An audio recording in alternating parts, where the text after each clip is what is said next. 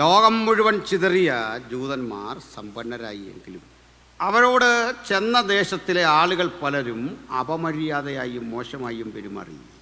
അവരുടെ ജീവൽ പുരോഗതിക്കെതിരെ ലോകത്തിലെ പല രാജ്യങ്ങളും നിലപാടെടുത്തു. ജൂതന്മാർ കൊള്ളരുതാത്ത മനുഷ്യരാണ് എന്ന രൂപേണയുള്ള ആശയഗതികൾ പ്രചരിച്ചു. ക്രൈസ്തവർ പോലും ജൂതന്മാരെ വല്ലാതെ പീഡിപ്പിച്ചു. ക്രൈസ്തവ രാഷ്ട്രങ്ങളിലെ ജൂതന്മാരുടെ സ്ഥിതിയും ദയനീയമായിരുന്നു. അതിനവർ കണ്ടെത്തിയ ന്യായം, യേശുക്രിസ്തുവിനെ ക്രൂശിച്ച ജനതയാണിവർ, ഇവർക്കൊരു സഹായവും ചെയ്യാൻ പാടില്ല, അവരാക്ഷേപിക്കപ്പെടേണ്ടവരാണ് എന്ന് ആളുകളുടെ ഇടയിൽ പ്രചരണം നടന്നു. തദനന്തരം സർചക്രവർത്തിമാർ റഷ്യയിൽ അവരെ പീഡിപ്പിച്ചു. ഇറ്റലിയിലും ജർമ്മനിയിലും അവർ പ്രതിസന്ധി നേരിട്ടു. ആ പ്രതിസന്ധിയുടെ ചില ഉള്ളടക്കങ്ങൾ മാത്രം വേഗത്തിൽ ഞാൻ പറയാം. അന്നിറങ്ങുന്ന നോവലുകൾ, നാടകങ്ങളിലൊക്കെ ജൂതനാണ് ഒരു മോശം കഥാപാത്രം. നിങ്ങൾ പഠിച്ച മർച്ചൻ്റ് ഓഫ് വെനീസ്, വില്യം ഷേക്സ്പിയറുടെ ഒരു കഥ ഓർമ്മയുണ്ടാവും. അതിലൊരു ഷൈലോക്കുണ്ട്, ഒരു ജൂതൻ, കൊള്ളപ്പലിശയ്ക്ക് പണം പിരിക്കുന്ന ജൂതൻ. അപ്പോൾ ജൂതന്മാർ അമിത പലിശ വാങ്ങുന്നവരും സാമൂഹ്യനീതിയില്ലാത്തവരും വളരെ മോശമായി സമൂഹത്തിൽ ഇടപഴകുന്നവരുമാണ് എന്ന ധ്വനി വരുന്ന ധാരാളം കഥകൾ ഇറങ്ങി. ജൂതന്മാരെക്കുറിച്ച് സമൂഹത്തിൽ ഇവർ കൊള്ളരുതാത്തവരാണ് എന്ന് ധരിക്കത്തക്ക വിധം ഉള്ള പ്രചരണങ്ങൾക്ക് ലോകരാഷ്ട്രങ്ങൾ പലരും തയ്യാറായി. അവർക്ക് ആശ്വാസമായി തീർന്നത് അമേരിക്കയാണ്. മറ്റൊന്ന് നമ്മുടെ കേരളമാണ്, ഇന്ത്യയാണ്. ഇങ്ങനെ ചുരുക്കം ചില സ്ഥലങ്ങളൊഴിച്ചാൽ ബാക്കി ഏവിടെടുത്തും അവർ ദാരുണ പീഡകൾക്ക് വിധേയരായി. അവരുടെ കുട്ടികൾ കലാളികത്തിൽ മികവ് പുലർത്തി പാസ്സായാലും പറയും അവർ ശരിയല്ല, OP അടിച്ച് ജയിച്ചവരാ, നേരാമണ്ണം ജയിക്കാനുള്ള ബുദ്ധിയും പ്രാപ്തിയൊന്നും അവർക്കില്ല. അതുകൊണ്ട് നല്ല വിജയം കരഗതമാക്കിയാലും ആക്ഷേപിക്കപ്പെടും, ചോദ്യം ചെയ്യും. ഒരുമിച്ചുള്ള സ്കൂളിലെ ടൂർ പ്രോഗ്രാമുകളിൽ നിന്ന് ജൂത വിദ്യാർത്ഥികളെ ഒഴിവാക്കും. നിങ്ങൾ കൂടെയുണ്ടെങ്കിൽ പ്രശ്നം വരണ്ട. ജൂത വിദ്യാർത്ഥികൾ ചെറിയ കുറ്റത്തിനും ശിക്ഷിക്കപ്പെട്ടു. കുട്ടികൾക്കിടയിൽ അതൊരു വല്ലാത്ത മാനസികാവസ്ഥ സംജാതമാകാൻ കാരണമായി. മുതിർന്നവരോടുള്ള പ്രവർത്തനങ്ങളും വളരെ മോശമായിരുന്നു. ഇങ്ങനെ മാനസിക പീഡകൾക്കൊടുവിൽ ചില കടകളിൽ ബോർഡ് പ്രത്യക്ഷപ്പെട്ടു, ഇവിടുന്ന് ഒരു ഉൽപ്പന്നവും ജൂതന് വിൽക്കുന്നതല്ല, ഇവിടെ നിൽക്കണ്ട. ജൂതന്മാർക്ക് നേരെയുള്ള പീഡയുടെ രൂപം മാറി, അത് ശരീരപീഡയിലേക്ക് കടന്നു. ചെറിയ കുറ്റം പോലും ചുമത്തി ഇവരെ ന്യായാധിപ കോടതിയുടെ മുമ്പിൽ കൊണ്ടുവരുമ്പോൾ കാര്യമായ ചോദ്യം ചെയ്യാതെ ജൂതനാണെന്ന ഒറ്റ കാരണം മതി, നീ ക്രിമിനലാണ്. അങ്ങനെയുള്ള ശിക്ഷകൾ ധാരാളമായി നടന്നു. അതെല്ലാം ഞാൻ പറയുന്നില്ല. അതിനുശേഷം വാക്സിനുകൾ നൽകുന്നു എന്ന വ്യാജേന നിരവധി ജൂത കുട്ടികളെ തിരഞ്ഞു പിടിച്ച് അവരുടെ ശരീരത്തിലേക്ക് മാരകമായ പ്ലേഗിൻ്റെ മറ്റ് രോഗങ്ങളുടെ അണുക്കളെ കുത്തിവെച്ച് രോഗികളാക്കും. ഈ കുഞ്ഞുങ്ങൾ രോഗികളായി ചികിത്സക്കെത്തുമ്പോൾ പ്ലേഗ് പടർന്നു പിടിക്കും എന്ന് പറഞ്ഞുകൊണ്ട് ഈ കുഞ്ഞുങ്ങളെ പിന്നെ മാതാപിതാക്കളെ കാണിക്കില്ല. അവരെ ജീവനോടെ കീറിമുറിച്ച് പഠനവിധേയമാക്കുന്ന അവസ്ഥാവിശേഷം സംജാതമായി. പിന്നെയുമുണ്ട് ചില രീതികൾ. സ്ത്രീകളെയും മറ്റും ഉപദ്രവിച്ച രീതികൾ ഒരു പൊതുജന സമക്ഷം വിശദീകരിച്ചുകൂടാ. അതിൽ പറയാവുന്നവ ഞാൻ പറയാം. ഗർഭവതികളായ സ്ത്രീകളുടെ ഉദരം പിളർന്ന് ഗർഭസ്ഥ ശിശുവിനെ പുറത്തെടുക്കും. അതിനെ ഉടച്ചു പരുവപ്പെടുത്തി ഉണ്ടാക്കുന്ന ലിക്വിഡ് ഉപയോഗിച്ച് സൗന്ദര്യവർദ്ധക വസ്തുക്കൾ ഉണ്ടാക്കി യൂറോപ്പിൻ്റെ വിപണിയിൽ വിറ്റു ഹിറ്റ്ലർ. മുസോളിനിയും ഹിറ്റ്ലറും ഒക്കെ ചേരുന്ന ഇറ്റലിയിലെയും ജർമ്മനിയിലെയും രാഷ്ട്രീയ തന്ത്രജ്ഞന്മാർ അതിരൂക്ഷമായ പീഡയുടെ ഒരു വലിയ ശക്തിമത്തായ ഇടപെടൽ നടത്തിക്കഴിഞ്ഞു. പിന്നെയുണ്ട്, നിങ്ങൾ കേട്ടിട്ടുള്ള പല വിശദീകരണങ്ങളുണ്ട്. സന്തോഷ് ജോർജ് കുളങ്ങരയുടെ സഞ്ചാരം എന്നറിയപ്പെടുന്ന ഒരു ചാനലുണ്ട്. അതിൽ ജൂതന്മാരെ പീഡിപ്പിച്ച സ്ഥലങ്ങളൊക്കെ അദ്ദേഹം കാണിക്കുന്നുണ്ട്. ഒരു തീവണ്ടിയുടെ വാഗണിനുള്ളിലേക്ക് ജൂതന്മാരെ കുത്തി നിറച്ച് കയറ്റുക, ഇരിക്കാൻ സൗകര്യമില്ല, നിർത്തിയിരിക്കുകയാണ്.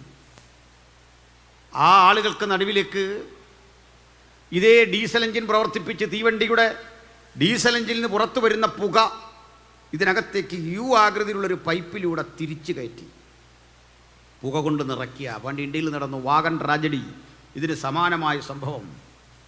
ഈ പുക ശ്വസിച്ച് ശ്വാസം മുട്ടി മരിക്കുന്ന മനുഷ്യന് മരിച്ച് വീഴാൻ പോലും സൗകര്യമില്ല. തൊട്ടടുത്ത് ധാരാളം ആളുകളെ ഇതുപോലെ നിർത്തിയിരിക്കുകയാണ്. തീവണ്ടി ഇങ്ങനെ ഓടിക്കൊണ്ടിരിക്കും, പിന്നാലെ പിന്നാലെ അടുത്ത വണ്ടി വന്നുകൊണ്ടിരിക്കും. 100 കണക്കിന് മനുഷ്യരെ ഇങ്ങനെ കൊന്നു. കൊന്ന മനുഷ്യരെ കൊണ്ടുവന്ന് ഡെത്ത് ക്യാമ്പുകൾ എന്നറിയപ്പെടുന്ന സ്ഥലത്ത് ഇവരെ ശവശരീരം തടി പുറത്തിറക്കുന്ന പോലെ ഇറക്കും. ഇതും മറ്റ് ജൂതന്മാരാണ്. തങ്ങൾ ഈ ഇറക്കുന്ന ശരീരം ആരുടേതെന്ന് പോലും അറിയാതെ പുറത്തിറക്കും. ഈ കോട്ടും സൂട്ടും ആഭരണങ്ങളുമൊക്കെ ഊരും. ഈ ശവശരീരങ്ങൾ കത്തിക്കും. കത്തിച്ച് ശേഖരിക്കുന്ന കൊഴുപ്പുണ്ട്. ആ കൊഴുപ്പ് ശേഖരിച്ച് സോപ്പ് അങ്ങനെയുള്ള വസ്തുക്കൾ ഉണ്ടാക്കി വിപണികളിൽ വിറ്റു. പിന്നെയുമുണ്ട് ചില രീതികൾ. താരതമ്യേന സുന്ദരന്മാരാണവർ.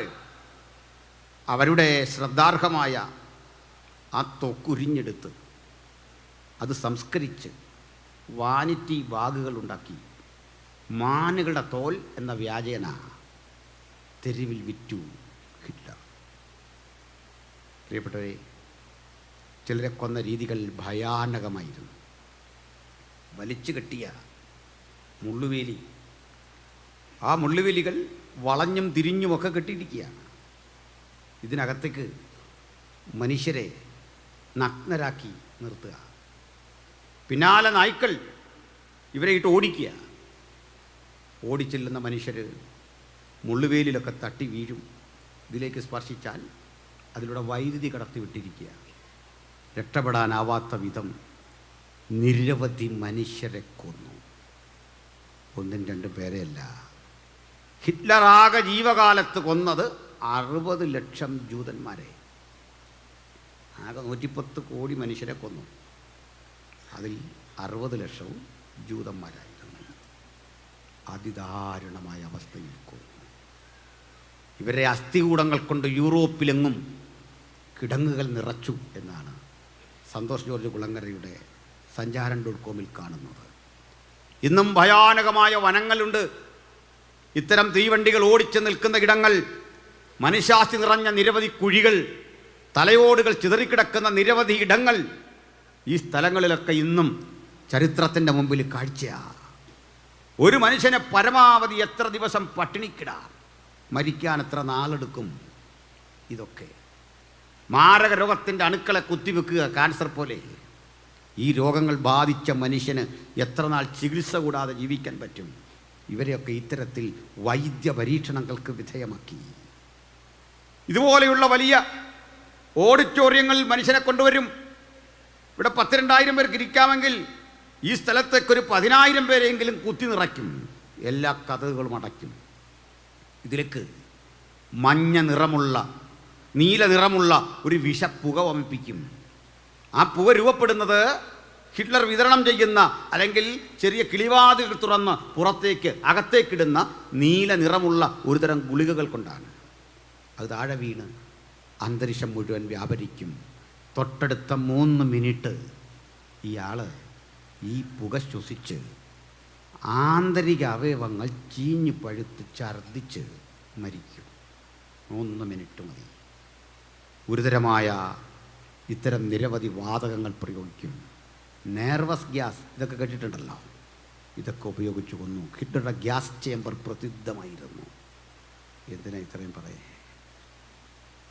നമ്മുടെ പീലാത്തോസ് നസ്രയനായ യേശുവിനെ നിർത്തിയിട്ട് കുറ്റവാളിയല്ലെന്ന് തിരിച്ചറിഞ്ഞിട്ട് ക്രൂശിക്കുവാൻ നിർബന്ധം തൻ്റെ മേൽ വന്നപ്പോൾ പറഞ്ഞു, ഈ നീതിമാന്റെ രക്തത്തിൽ എനിക്ക് പങ്കില്ല. കൈ കഴുകി ശുദ്ധീകരിച്ചു മാറുമ്പോൾ യഹൂദ പരീക്ഷകളപ്പുറത്തലറി, അവൻ്റെ രക്തം ഞങ്ങളുടെ മേലും ഞങ്ങളുടെ തലമുറ മേലും വരട്ടെ. ക്ഷണിച്ചു വാങ്ങിയ ഈ രക്തത്തിൻ്റെ ഇടപെടൽ നമുക്ക് അനുഗ്രഹമായപ്പോൾ ചിലർക്ക് ശാപമായി. ഹല്ലേലൂയ. ഈ രക്തം നമ്മളെ വിടുവിച്ചു. ആ രക്തം ശുദ്ധീകരിച്ചു. ആ രക്തം പാപത്തിൽ നിന്ന് വീണ്ടെടുത്തു. ആ വീണ്ടെടുപ്പിൻ്റെ സുഖമറിയുന്ന നമുക്ക് സുവിശേഷത്തിൻ്റെ സാരാംശം ഉലകത്തോട് ഇങ്ങനെ പറയാം: അവൻ്റെ പുത്രനായ യേശുവിൻ്റെ രക്തം സകല പാപവും പോക്കി നമ്മെ ശുദ്ധീകരിക്കുന്നു. അവൻ്റെ രക്തത്തിൽ നമുക്ക് അതിക്രമങ്ങളുടെ മോചനം എന്ന വീണ്ടെടുപ്പുണ്ട്. ആമേൻ.